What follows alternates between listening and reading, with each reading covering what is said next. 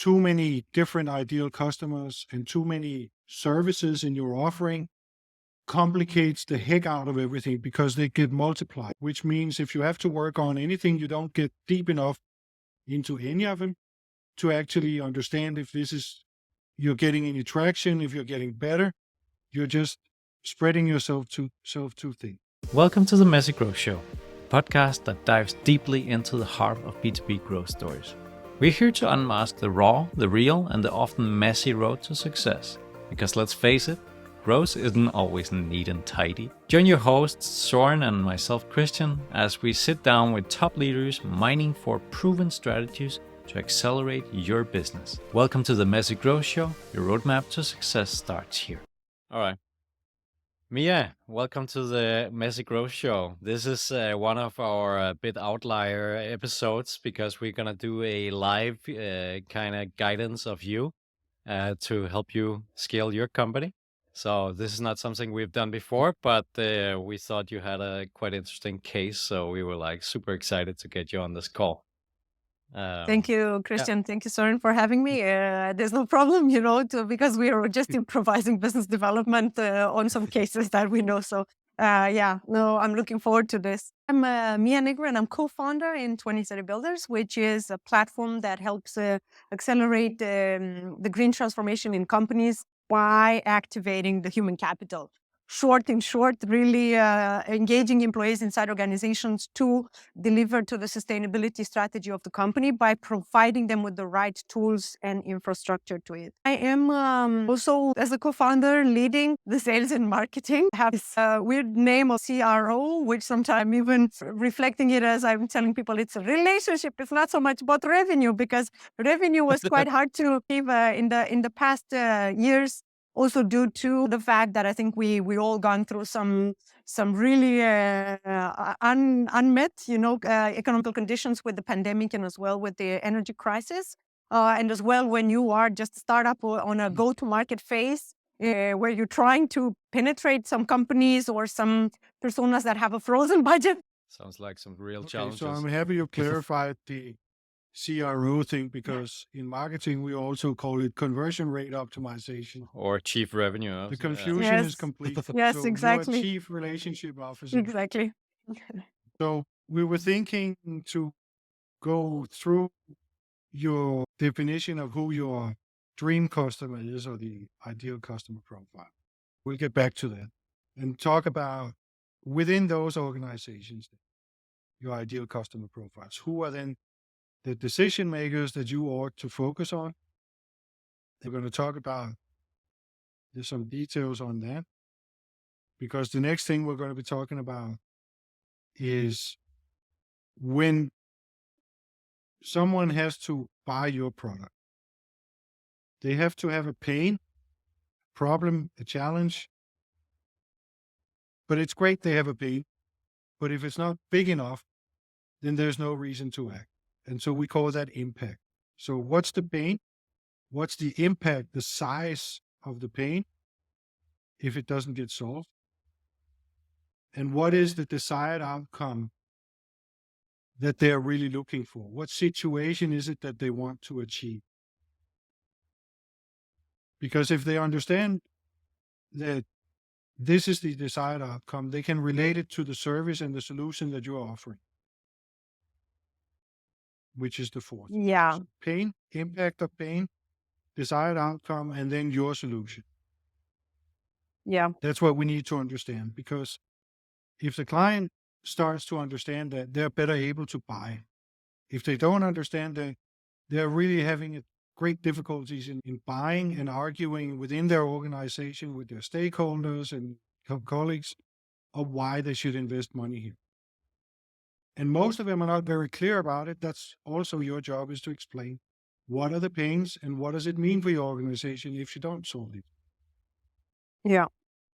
And then in the end, we will discuss your solution, because that relates to the final part, which is the value. What value do you provide? Because the impact of the pain is so big, and the costs, including the internal costs and the cost of your solution, is less than that. or there is a very short payback on that, then people are going to be less flabbergasted on the investment they need to do to hire you or use your platform. Yeah, yeah. It's kind of a justification. It makes sense why we should pay this. It's So that's what we're going to go through today. I think it's a very nice exercise. I definitely think that it's quite challenging. I think that sitting as a startup founder, to figure out all this, if you actually don't have some kind of coaching into understanding what are the questions and how to formulate the questions.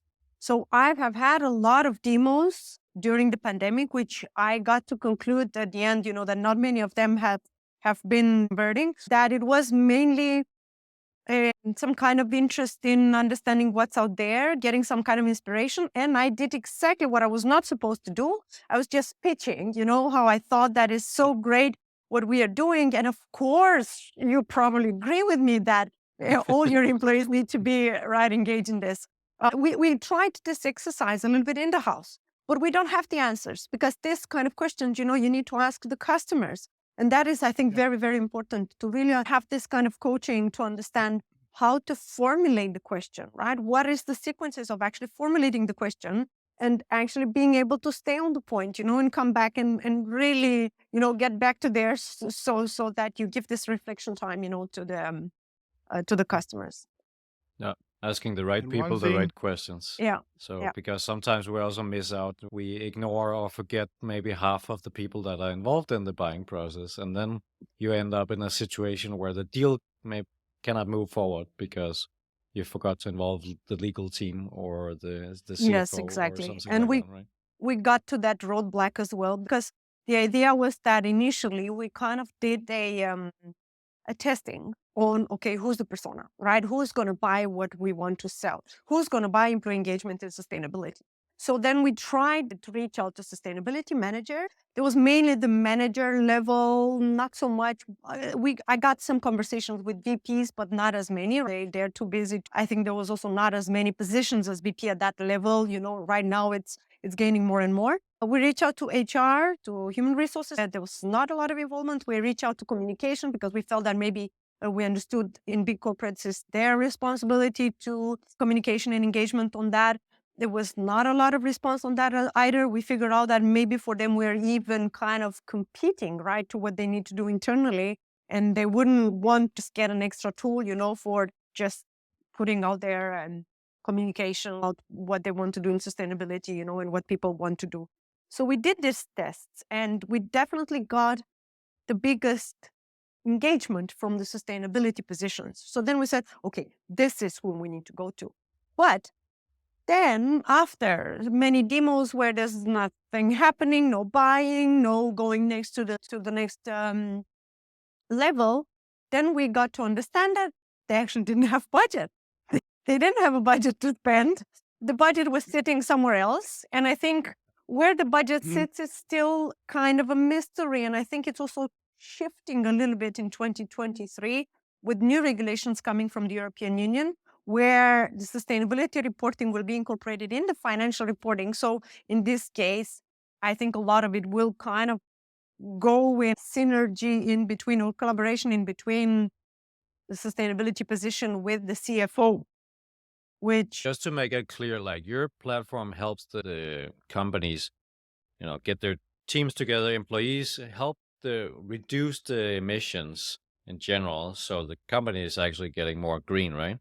Whereas these reporting requirements, that's not something you do, but it's like the punishment or the public thing that you need to comply with, right? Yeah, so we're actually active on all sustainability levels, right? Because sustainability has three pillars: the social one, economical one, and environmental, which is the most pressing because this is the one we're talking the most about. So what we do is that we are actually, let's say, bringing a medicine solution for where the company can see they have problems. So we're not doing good in the emission, then we can actually engage our employees. So everything is actually about making the inside organization, right? Shifting the culture from people knowing about sustainability to doing it. because everybody has some kind of contribution to what the company wants to do in regards to sustainability.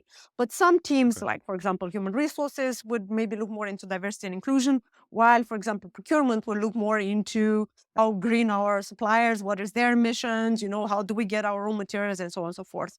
So then through our solution, the company can cascade the strategy, the goals that they have in sustainability to every department, connect what they want to do, with education. And we have individual learning like e-learning, and we also have collaborative trainings, that we deploy so that we get people to really understand how that sustainability topic, we're talking CO2 or we're talking waste reduction or water consumption reduction or recycling or whatever, how that concept is connected to their specific job role.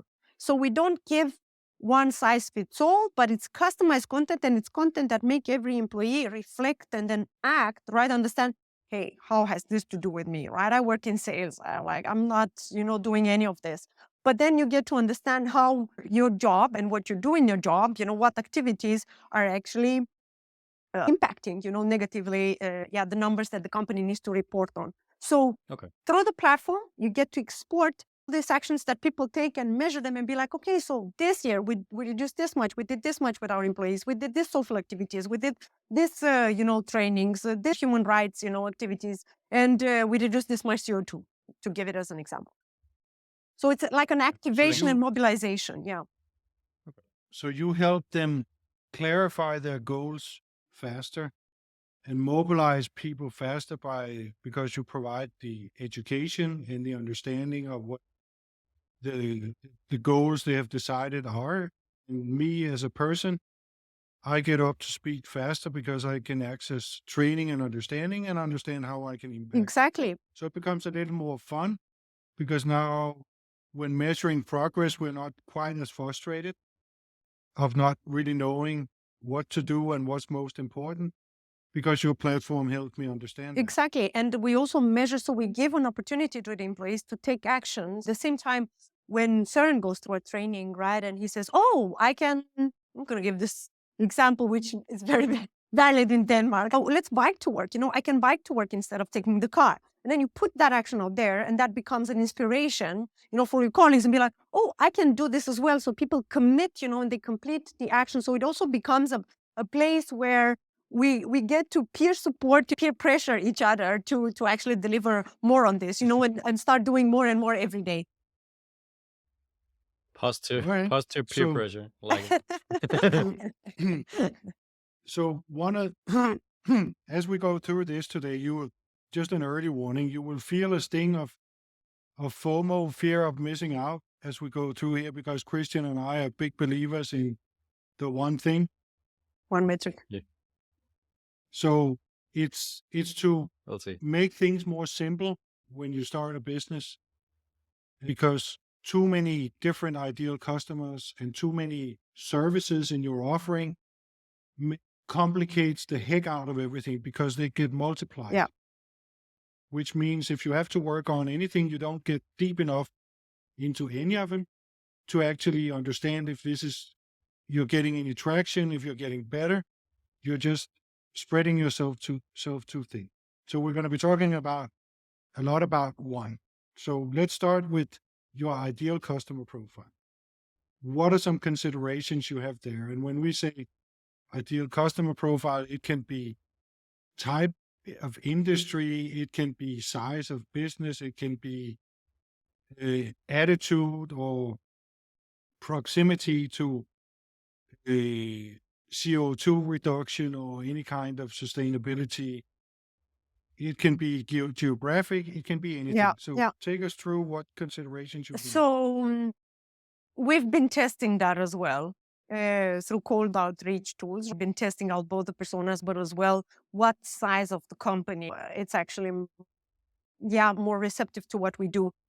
The solution with that is that we got more positive responses from companies in between 5,000 and 35,000 employees.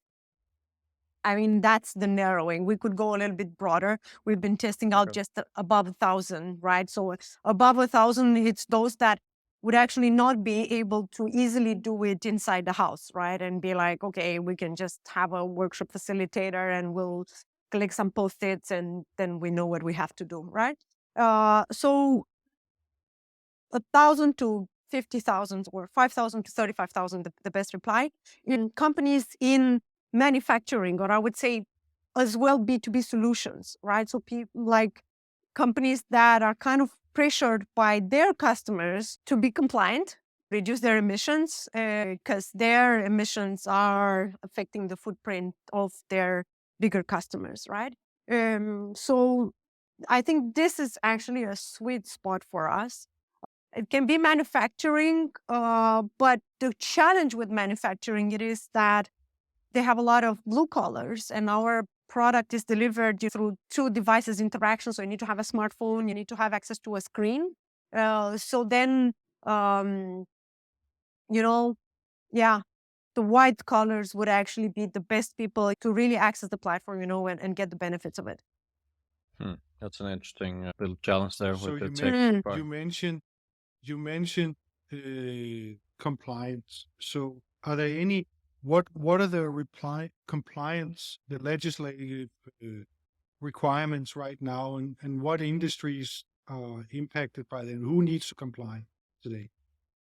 Starting 2023, all the companies that are on the stock exchange and that have above 500 employees, they will need to report on this corporate sustainability reporting due diligence directive. So it's new standards from the European Union, and this is affecting, let's say, at the European level, around 50,000 companies, European Union level. Okay. What is it that they need to report on? They need to report on, so in their financial statement, they need to report on what is their negative impact on the environment, what are the actions that they take to address this negative impacts, what is the negative impact they have on societal problems, how are they putting in place governance mechanisms like reporting and does leadership this? Do they have not necessarily whistleblowing mechanism, but a reporting mechanism from employees to if there's anything wrong with, for example, connected to human rights, or so it's they think they need to report in around 1,100 data points and around 87 bullet points, 87 directions, if I can say it so. So what do they do about water? What do they do about pollution? What do they do about biodiversity? What do they do about this, right? So if they do or if they don't do, they need to report on this. And then as well, there's a big part where they need to look into the impact, risks, and opportunities, right? So where is it that there's a risk, especially now as well, financial, right? So they can say, oh, if we're, for example, sourcing from a different continent, might have some issues, or if we're sourcing our palm oil from Amazonian, and there's some unrest, or we're, impacting negatively the environment there, and there we're impacting the society, like the local communities, negatively or positively because we give them jobs. So everything across their value chain. So across their value chain, how they produce their goods and their services, they would have to analyze that and do an impact assessment and be like, okay, totally transparent about, what are they doing in connection to that? I think this is part of this is called the Transparency Act, right? It's definitely transparency. We are requiring transparency. Let's see how much of that is gonna come. You look at these compliance requirements across social. I mean, are you buying products that includes child labor? Exactly. Or social part, the water consumption, pollution, those are environmental, and various other parts. This impacts manufacturing, as you identified as your ideal customer. Impacts everybody profile. Because actually the companies need to show how they're spending their money. Understand, but if you look at what industry is impacted by all of them, or most of them, then manufacturing is Yes. impacted by quite a lot of Yes, them, right? exactly. Which makes it a little more complex. Yes, And perhaps a segment that would really need your help on getting traction and clarity on exactly. this, right? Yes. So that's a good point. So manufacturing makes sense why that would be a ideal customer profile because of all the compliance requirements that applies to them. But just to be clear, like those, like you don't solve that with your current solution, right? The Like you don't compliance? solve the reporting compliance part. I get you're like you said, you're the medicine to help them be better, right? And like lower their emissions and don't use Our child labor, platform whatever gives stuff. them what to report, right? The thing is that once you do an assessment and you figure out, oh, we have problems with our, I don't know, the way we produce our chairs, for example, right? We produce furniture. Then there's a couple of people that they need to think, how can we solve this? How can we improve this so that we are compliant? What happens in Okay. the majority of the companies is that there's 2-3 people sitting there and deciding on what needs to be done, and then it's communicating to the lower people, being like, okay, from today you're going to use this product instead of this one, right? The thing is that with our product, you give an opportunity to people to understand, why do we even need to think about this, right? Oh, so what do we need to think when we produce chairs?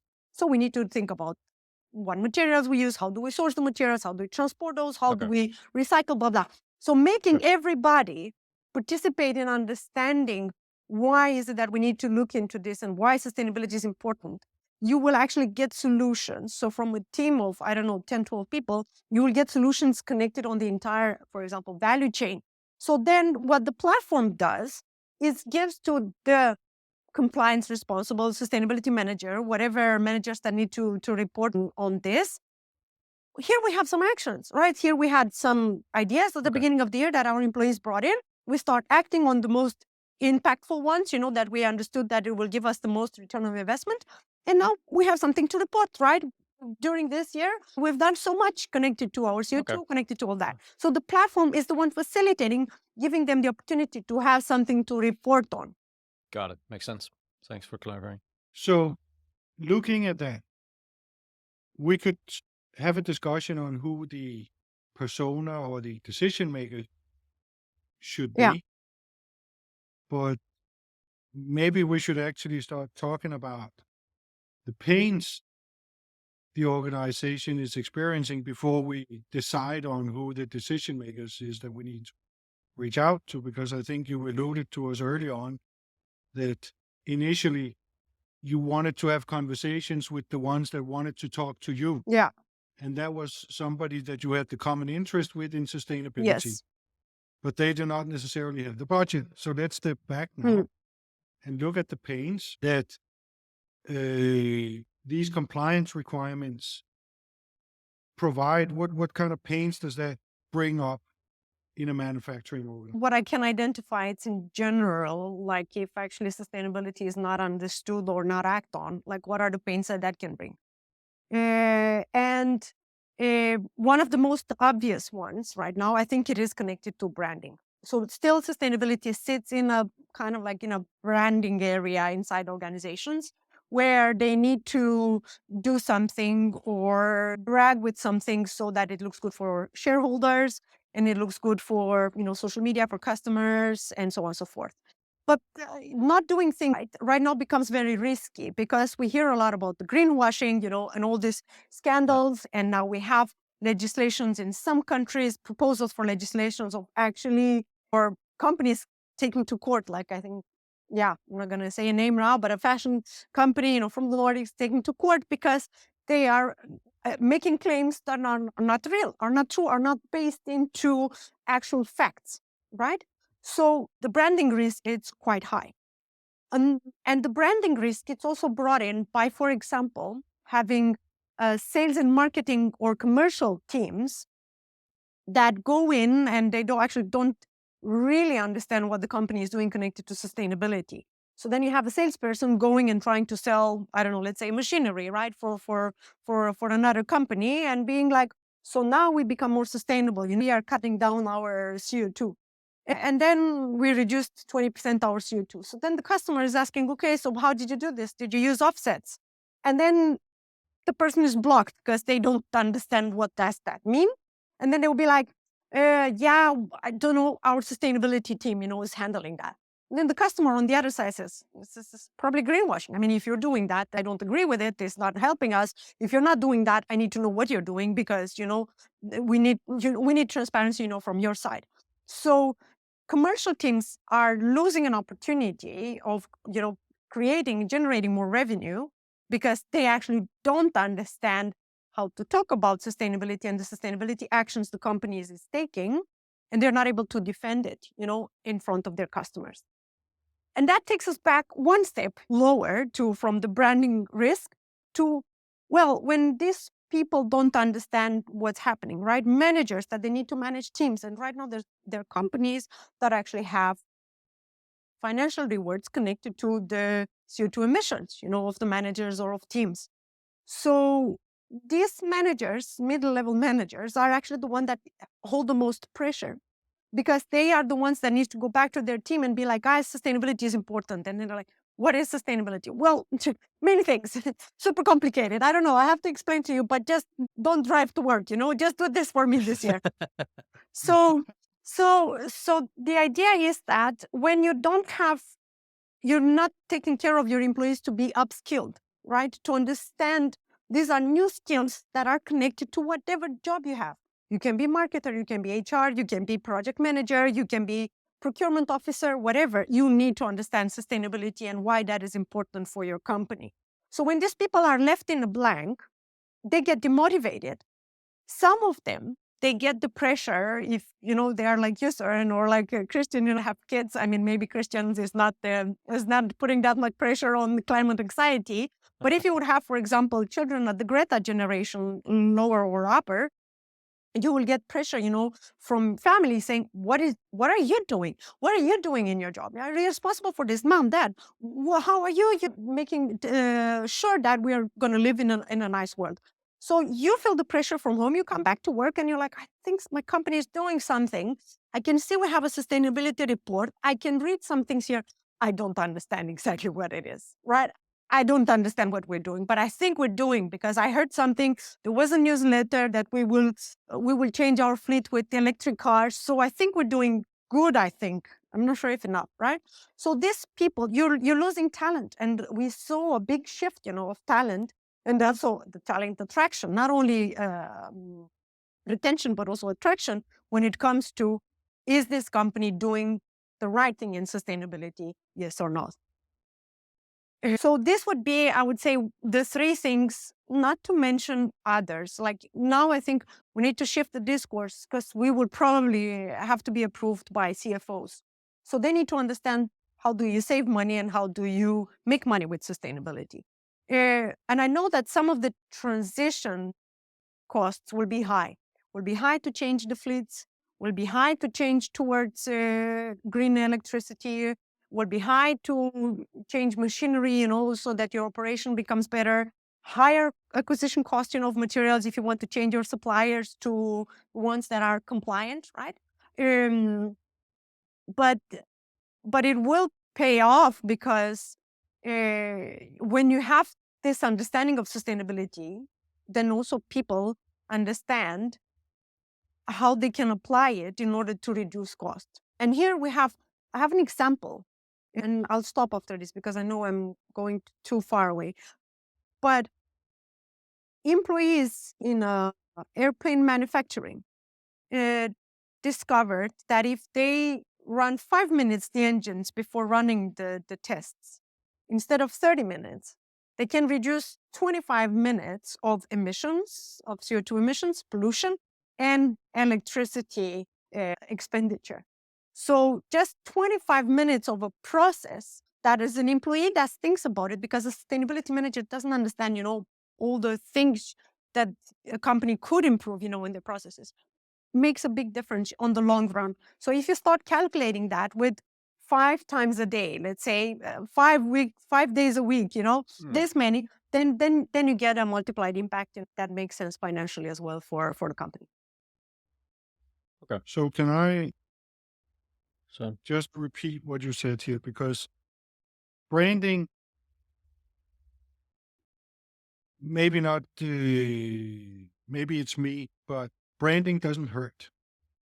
You mean like it's no bad publicity, it's just publicity? It's a funny pain because it's really undefined by just saying branding. So I like the suggestions you came up with, that of course there's going to be legal implications and legal costs and proceedings that you haven't budgeted for just yet, and it'll cost you on your bottom line, your profitability. Exactly. There's going to be lost sales, as in customers to whom it's important that you are compliant with this and you can show compliance. And that'll be lost revenue because of that. So it might be a good idea to find out how much that is. It's easier to gauge what legal costs and implications are, but it's more complex to figure out what is actually the impact of lost sales if we don't manage to get up to speed with our compliance. And that obviously will depend on the pricing of the equipment or products that the manufacturer sells. Yeah. Because a sale for a manufacturer that sells $2 million machinery, well, if they sell 1,000 a year, okay, but it it's a big sale. Yes. Then, so there's the loss of sales and profitability. But what happens now as companies and manufacturers, they constantly invest in new machinery, new processes, new technology. What if they accidentally, unaware, invest in machinery or others that are not compliant either? So it comes back now to the procurement and the investment of that particular company that you are talking to, that large investments could be misplaced and have to be redone. Yeah. And then you have the missed opportunities, because you said you actually, by going into this and committing to the process, you realize that you could actually save time, Yes. process utilization. So a cost would also be missed opportunity for increased efficiency, missed opportunity for cost reduction. And by actually, you don't have to be empirically correct when you calculate these. You can take examples from one and make it general without showing a logo on it, on who this happened for. Like when Deloitte does this, they take an industry or something and then they accumulate what they know from various customers in this industry. So you could do that. You don't have to be client specific. I would actually advise against doing that, but you could look from your ideal customer profile perspective and say, we have seen examples of cost or lost opportunities like this. Yeah. Because now we can not only define the pains, we can define the impact. And that's why I said branding is a bit funny, because what is the impact on branding? Well, you would need to have to look at all the things we just discussed, plus more. Yeah. You also had the employee churn, like the demotivated staff. That's also a huge cost right there. So that's another one to add to the pool of impact. Yeah. So what we normally do is that we take each of these and then we try to size up the impact cost-wise and explain how the impact occurs. That's a great exercise. Because the people that are looking for solutions may, in most cases, not be aware of this. Probably. They've heard some of them, but not all of them. And they've heard of the pain, but they haven't heard about the size of the impact. Exactly. And the next thing is, in a dialogue with a prospect, talking about this, whoever you're talking about, if you're talking to a sustainability manager, they will not be able to answer the impact of these pains. Probably not. And that's one of the reasons why you will ask these questions, because if the sustainability manager says, I don't know, your next response will be, well, who among your colleagues is it that we need to talk to find out? And now you're in the process of finding the budget, because whoever's got the biggest pain will have to flip up the wallet. Yeah, makes sense. And it's also a good idea because maybe one in the plant manager has a big pain here, but what about the sales department? Or what about the CEO and the CFO? Yeah, also. So now you actually can pool budgets together. That's one thing. You can pool budgets together around a common cause. And that's important. But instead of each department trying to figure out their own solution and take a more corporate approach to finding a common solution. Yeah, exactly. Right? Instead of doing things piecemeal in separate departments, we are here to solve company X is your company's problem.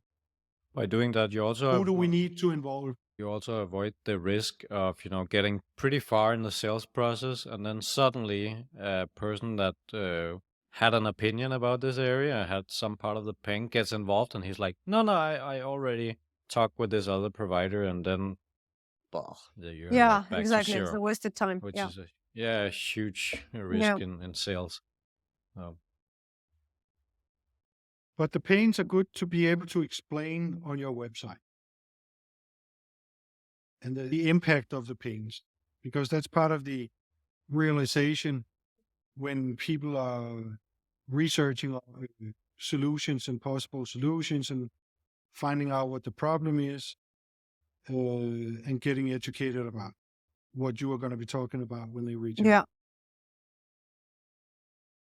So if this costs a certain amount of legal, and if this means that loss of sales, and if this means loss of potential investments that have gone wrong in new technology, equipment, suppliers, what have you, or if we have missed opportunities for optimization and efficiency, then what does the desired outcome look like? Where is it that we want to be? What does that world look like for us? So what is it that they want in the end? They want to make sure that this doesn't happen. They want to make sure that they take the right decisions.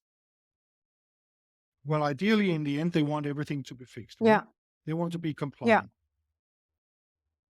with pollution, Yes, everything. water consumption, child labor, and the whole shebang, Yeah. right? They want to be compliant. But what kind of situation is that? Is that they as a customer? Well, that means that maybe they are seen as an advocate for all of this. Maybe this becomes part of who their supplier network looks like. We would love to have suppliers that looks like this. Maybe that's how they envisage the company. Maybe they envisage the kind of manufacturing technology process that has minimal water consumption and almost no pollution, or they see themselves of how they manage pollution and how they fix pollution. What does that desired outcome look like? It will, because compliance-wise, I think starting next year or 2 years, the big companies will also be responsible for their suppliers, to comply to this. So again, the idea of providing enough awareness or enough education, right, to the employees to be able to take the right decisions, it's kind of the first step. But I think if the process is not continued, and here, we might have an objection as well. We do e-learning with our learning management system in the house, right? So we send this to people and we say we want this.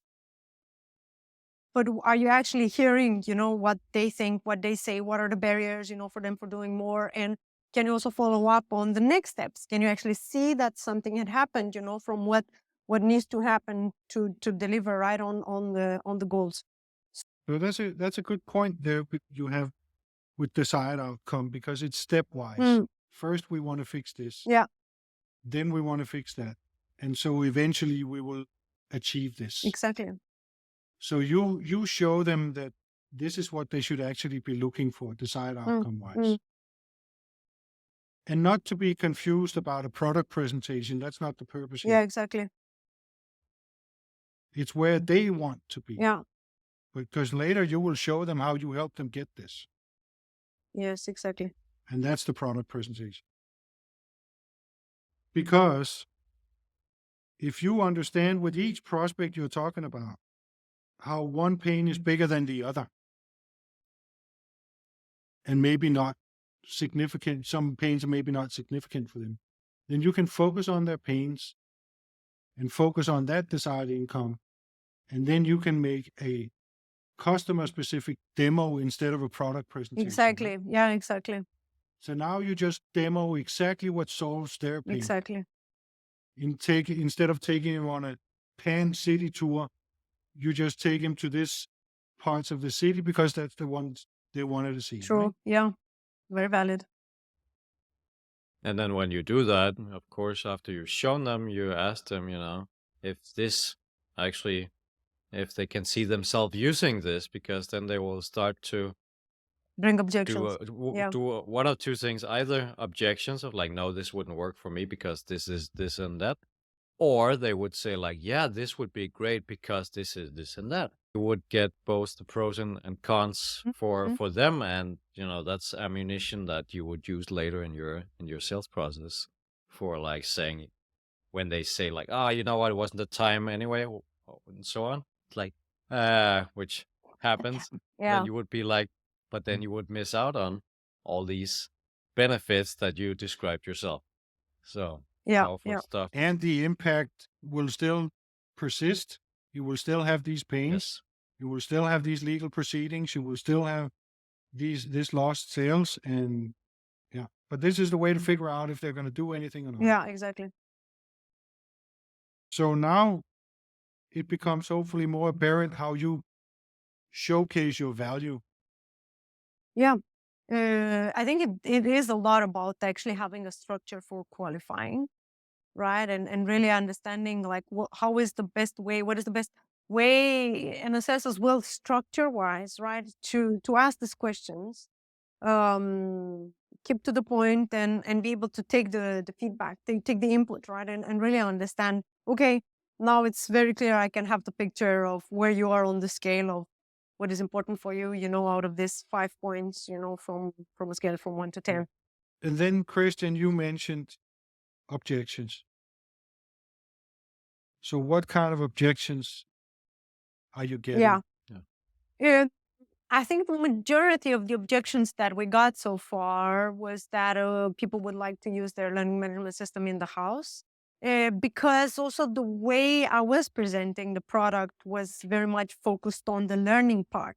While I think that the biggest value proposition that stands in the platform is having a place to follow the progress of people from awareness to advocacy, and giving them an opportunity to come back somewhere to do more about sustainability. So while you do an e-learning, right, which is really maybe general inside of an organization, and then organizations will spend months to figure out what is the content that they want to put in there. We already have the content. It's very easy to customize. But actually, we do that fast because we want to take people to the next step to really get to understand what is it stopping them, from doing more? What is motivating them to do more? So internal, like organizations say, no, we have our learning management system. And then when it regards to communication, we'll send a newsletter. And how many people open the newsletter? And how many people are actually acting on some kind of call to action to that newsletter, right? So what happens is that what is not understood with sustainability is that it is actually paradigm shift. And a lot of the companies want to change behaviors, employees, because of course, when you see someone doing something not very sustainable outside, in the society, then oh, he's working for this company, So they will kind of put a label on this. So then companies come and say, oh, we want our employees to behave more sustainably. And you're like, yeah, but how do you drive behavior? Because it is actually the ultimate, goal. It is to make people change the way they do things, because that's what the paradigm shift of sustainability entitles. But if we don't understand that the first step into changing the behaviors, it's actually changing the mindset. It's changing the way people see this. We're not going to get to the behavior. You can make them, and there's plenty of apps out there that I'm going to make you, take a tote bag, reusable bag, instead of going and buying a plastic bag, right? So you're going to do that for 7 days and then expect that that's going to be the behavior you're going to adopt for the rest of your life. The problem is that if you don't connect sustainability with the internal why, you're not going to get to the mindset, and you're not going to get to the behavior. So people might do it, for a couple of days because they maybe have an app and they have fun doing that, but it's not going to be sustainable on the long run, because it's not based in how we are as humans, and how we act as humans. So I would love to make an analogy Mhm. here, is that in manufacturing, for Yeah. example, we hire and we recruit new machine operators, assemblers, etc. And it's not really up to them how fast they need to get up to speed and giving them the info they need to fulfill their job. That needs to happen within a very certain time frame, because now they need to be productive and deliver machine parts and products that we can Yeah. sell. But somehow we don't quite have that approach to sales just yet, and we don't have it to sustainability just Exactly. yet. We accept that it's something that people need to fall into and like, and it needs to be popular and feel good. And no, this has an impact on the business, quite dire, and it all goes to the bottom line. And we need to fix this. So what does the process look like? That's Exactly. why you need to get up high enough in the organization that there is somebody that takes this as an initiative and expects to see some results and some progress. But I'll add on that, because I think it's really, really, you're really touching on an important point. Sustainability becomes an important part of the strategy, the company strategy, growth strategy, right?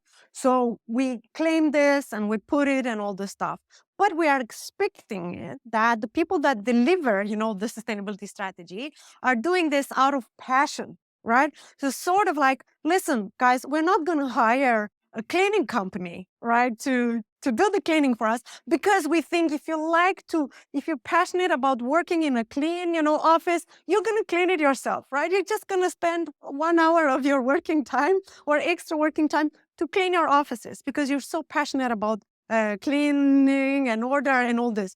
This is exactly what we do with sustainability. It's very important for us, sustainability, but please do it out of passion, in your free time, volunteering, and deliver everything And else. now we're back to ICP, Yeah, because this is part of the reason why, and I would too, if I have something that pertains to transportation that could make the world a more efficient place, communication, or sustainability, I would definitely pick up the phone and call Maersk, because they put money where their mouth is. They invest in companies, they invest in technology that will eventually make ships on the ocean free of using bunker, which is the fuel they're using, right?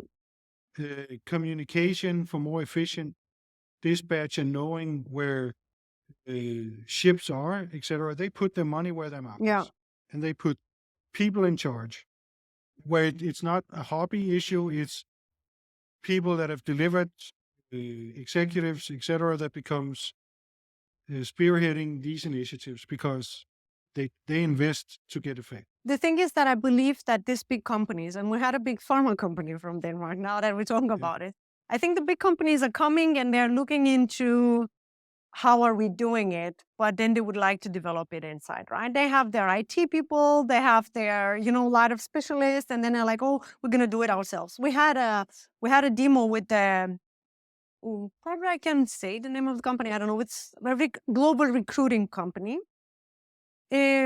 Placement, and then VP communication came into demo with sustainability ESG manager and said, you know what? We have all the tools we need. We have everything we need in the house.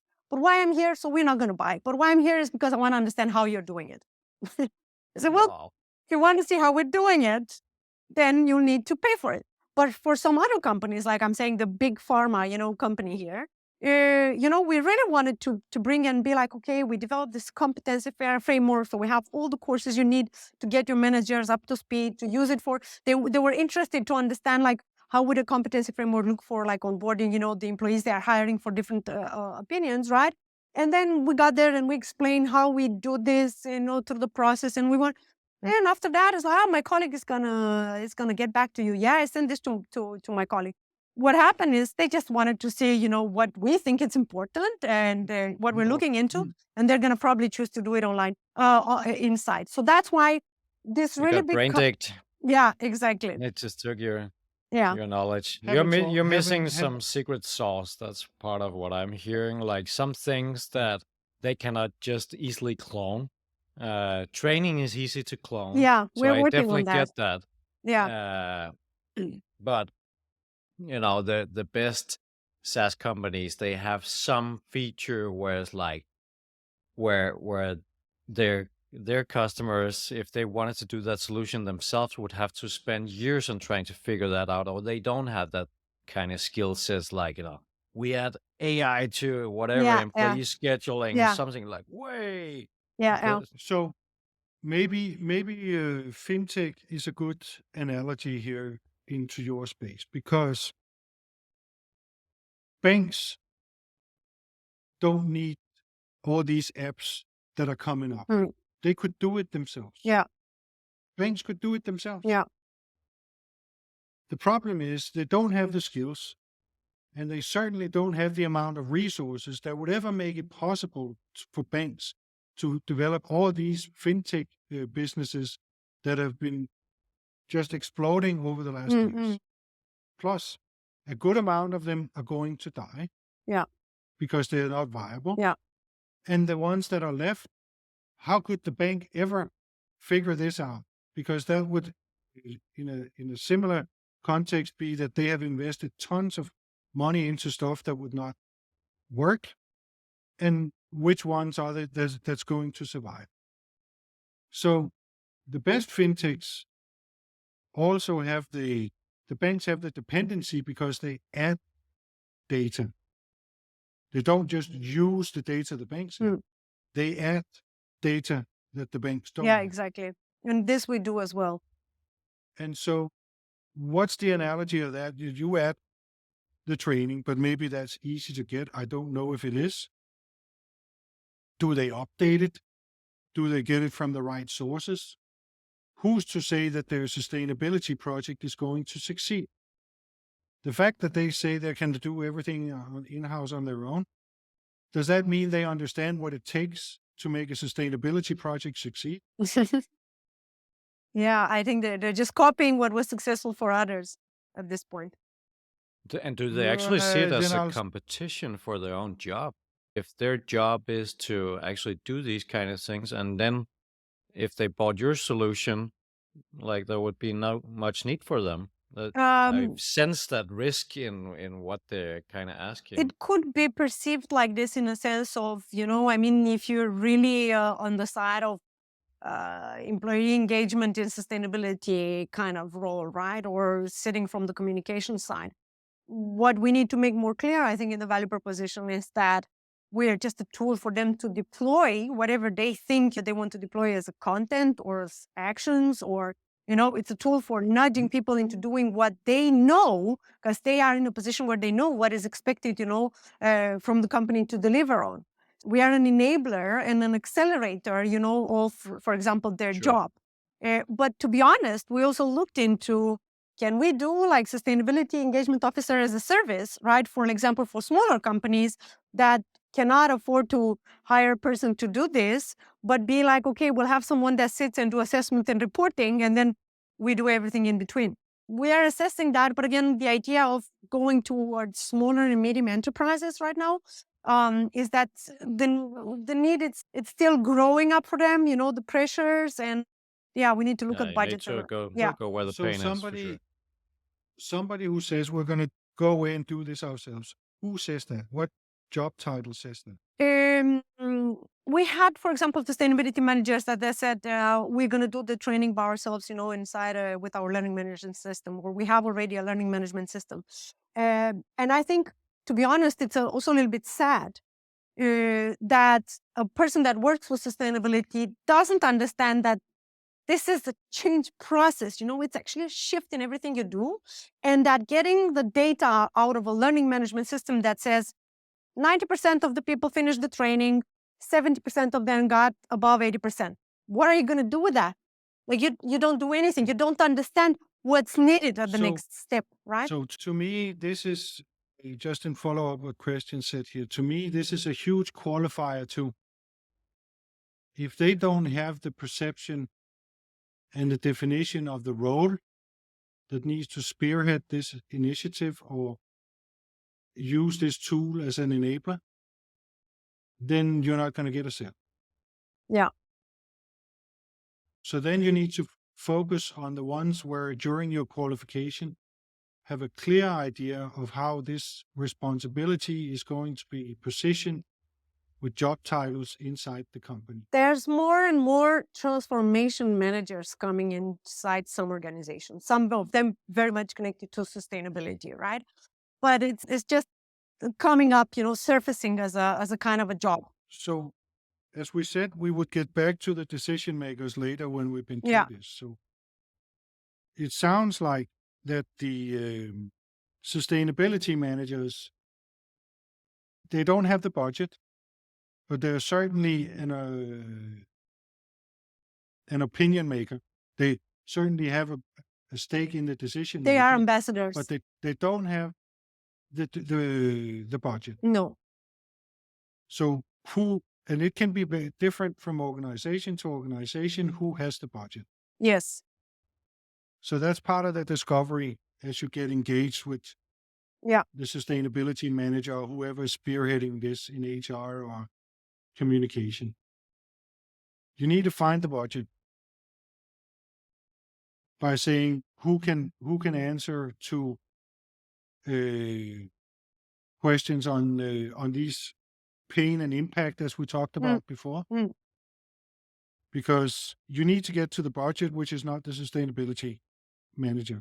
Who else could it be? Who's suffering some of these pains here? The legal costs. So this is also what we're trying right now to identify if we should go towards CFO. So we have some kind of success actually with head of marketings, right, or head of commercial departments that I understood they needed to upskill their manager or the workforce in the commercial positions to be able to talk about what the company is doing at a sustainability level. So I mean, if you're talking about manufacturing, I have been in manufacturing of large Danish floor manufacturer, and in manufacturing, so most companies have some similar job titles, right? But they each have different scale of power depending on the industry, because that's where the most money and the most people are. Yeah. So in manufacturing, you have the COO, the chief operating, or the guy who manages all plants and production. He's one of the kings. And so is the CFO. Because they have huge investments. Yeah. They have a lot of purchasing, a long sale manufacturing process before they see any money. So CFO is so important in making the cash flow work. Yeah. And then the CEO. So and then you have people with influence, but I would say most typical, those three are kings in manufacturing. Yeah.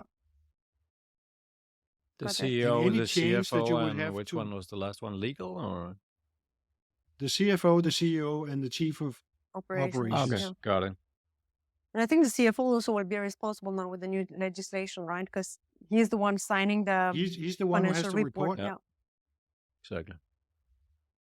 So I would say those should be the three that you somehow need a dialogue with and maybe gauge from them whether this is actually on the agenda Yeah. or how big of an issue it is. Yeah.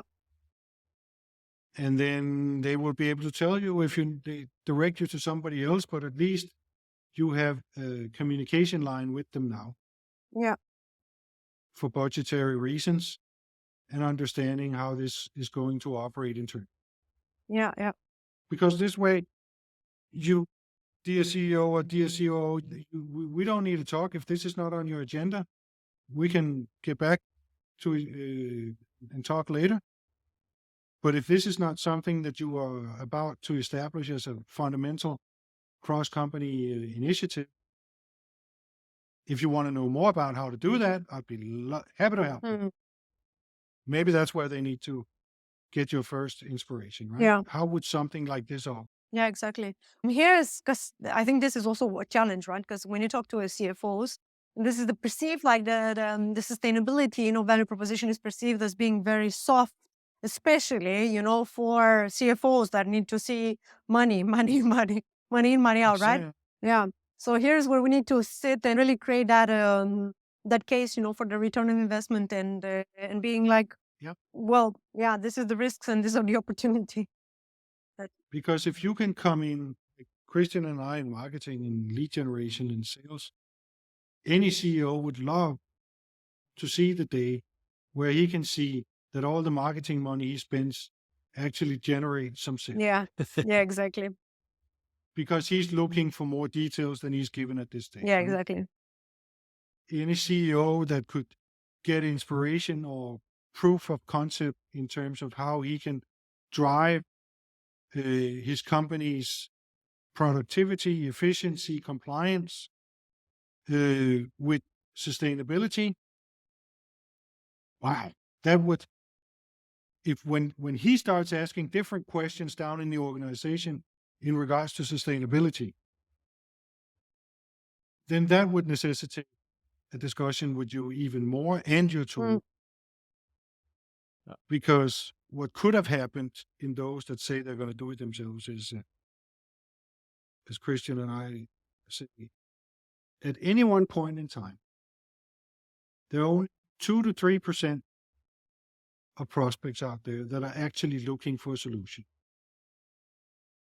Next month is going to be another 2 to 3%, or the month after. But any point in time, 2 to 3% of everybody out there in your total addressable market are looking for a solution. So if you only talk to those 2 or 3%, it's time well they spent. probably have been out looking for solutions, haven't found what they're looking for with their understanding of how this works. And then they say, oh, we're going to produce it ourselves, because they are in the buying mode right now. They need to do something, and it's now. Yeah. You need to start focusing on the 97% of the right ones and start helping them get to a decision point where they realize, now I'm comfortable, I'll throw some money at it.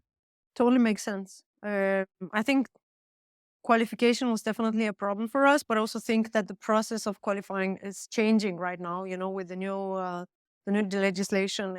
So I think the last part, Christian, one of your key points about what's the differentiator? How are you different?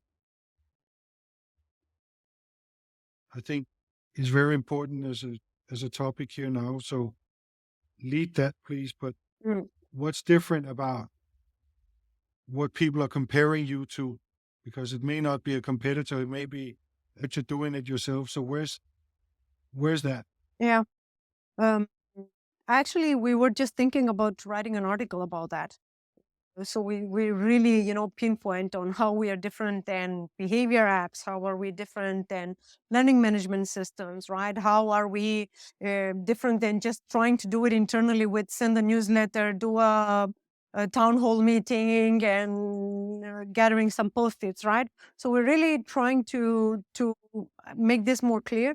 Of course, our secret sauce, it is a methodology of activating people, but we need more, let's say, technology behind it, like an algorithm. So we have it in paper, we have it in, okay, these are the steps, that we need to do, but we just need to include, technological support to it so that it's really making it more like faster and we can show and visualize more data. If that's for any interest, right? Because again, I also got the feedback, from someone being like, yeah, but we in our company, we don't care about like what employees are thinking and feeling. This is probably something for more mature companies, right? That are set up in place. For us, we decide it's like this, then people need to do it, right? You're not gathering feedback from how people are feeling, and what they're thinking to start a revolution, because I think this is what, a lot of the companies are afraid of. What if our employees, get so smart about sustainability that they're going to think like, oh my God, we're not doing stuff. But we are helping companies to be transparent and be like, this is a hard, transition that we have to do. You can see how hard it is for yourself to do small changes, right? So we need you to be part of this in order to support, this shift that we are we're going through right now. So yeah. Well, And let's you see. quickly find out if they match your ICP with that kind of mindset, because the Exactly. employees are a very important part of your Yeah. outcome. I was just randomly playing around with a pitch for you just before like time runs out here, and it was like, I help manufacturing companies reduce cost through sustainability compliance by gamification something. Yeah, Like, by needs to be gamifying the done yeah. well. Yeah, Oh yeah. interesting. Or a proven process for achieving sustainability goals. That's very nice. Because aside from that blog post you mentioned you had to write, I think the other blog post you need to write is how to achieve success in sustainability projects. I mean, what does that process look like? Who's involved, and what makes the difference between success and failure? And also, I wouldn't just make a blog post about those kind of objections. I would have it as part of my like on my FAQ or whatever on my website. Why shouldn't I just use my e-learning system, handle those objections directly there? Yeah, that's actually a good idea. How about interviewing companies that have succeeded with sustainability projects? Go out and talk to them. If you're allowed, bring it on video. Have a podcast or video channel where you discuss how to achieve success in sustainability project. You become an expert. Yeah, it was actually on top of my mind, and I guess I just needed to get a little push. But it's also, that the challenge, of being a startup and being an entrepreneur is that there's so many to-dos, and there's very few people you can delegate to. So you need to handle everything yourself. But for sure, this is a priority, and I'm super grateful for all your inputs and all this nice process coaching me through, giving me food for thought and really trying to get deeper into the insights that I got so far, right? Where we hopefully also good, some of them, because some of them are also maybe assumptions. Yeah, I really loved this process. It was really both fun, engaging, and I felt, like you hold my hand to until the end of, here's your pitch. It's So a the tricky beauty- process, and there are so many entrepreneurs that are very lost in this, and I've been there myself, honestly. We try to hit everything that is in the market, and we just start to hit nobody. But when you get to this level, you're talking to manufacturing companies, and you can just move so much faster, like Søren said in the beginning. Yeah. Also understand you can when you talk to another manufacturer, you can use their analogy. You can Yes. use their pains, the impact it has on them in manufacturing. And that makes communication so much easier than if you have to take a perspective from a farmer perspective or manufacturing perspective. Now you can't communicate clearly anymore. You don't resonate, and it becomes very general. Yeah, indeed, actually. The world is a big place. There's no shortage of customers. You just said at least 50,000 companies in your total addressable market. More will come. So just be the go-to in a small niche where it's so evident that I shouldn't go anywhere else because she's talking about stuff in my industry, in my business. Totally makes sense, to narrow down like this. I mean, we've tried a little bit to maybe target lookalike, audiences or lookalike companies with the ones that we had already as customers. But I wouldn't say that the message was very crisp, in making and differentiated, to, hey, we're talking to you, talking to companies like you. So I think that's also something. Lookalike.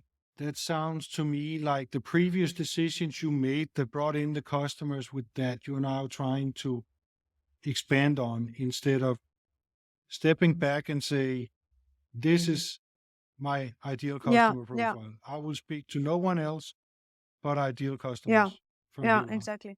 No, we totally, that was the approach, indeed. The other one sounded like a Facebook algorithm or exactly. Like it was a cold outreach algorithm. That's some stuff you can start to do later on when you have really Exactly. figured out the ICP and you got the traction, the messaging, the pains, all that. Then you can go down that path, and it's just about adding more fuel to the fire, right? But you're not there right now. Exactly. No, thank you so much. This was really, really insightful, and I'm super grateful for your coaching. Welcome. Yeah. Where can people find you and look up more about your company and you?